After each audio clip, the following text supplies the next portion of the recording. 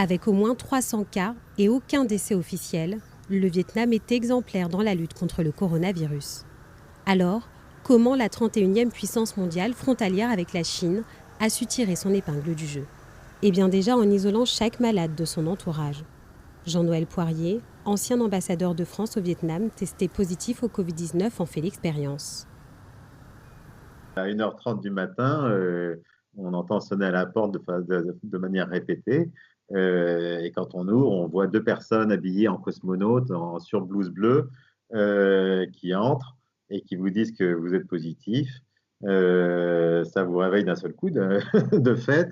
Vous faites le décompte des personnes que vous avez rencontrées depuis votre tour de France.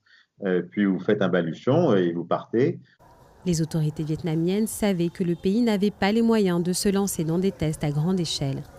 Elles ont donc choisi cette stratégie à moindre coût, identifier chaque personne entrée en contact avec un malade.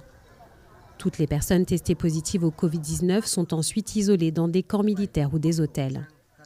Dans ce pays communiste, en plein confinement, la population est surveillée par la police.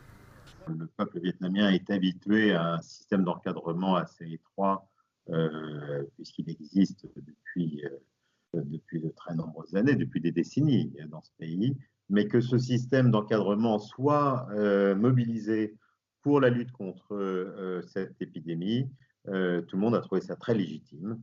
Au Vietnam, les précautions face au coronavirus continuent. Le confinement est maintenu, le port du masque est obligatoire dans les espaces publics. Et pour l'heure, Hanoï maintient la fermeture de sa frontière terrestre et de ses liaisons aériennes avec Pékin.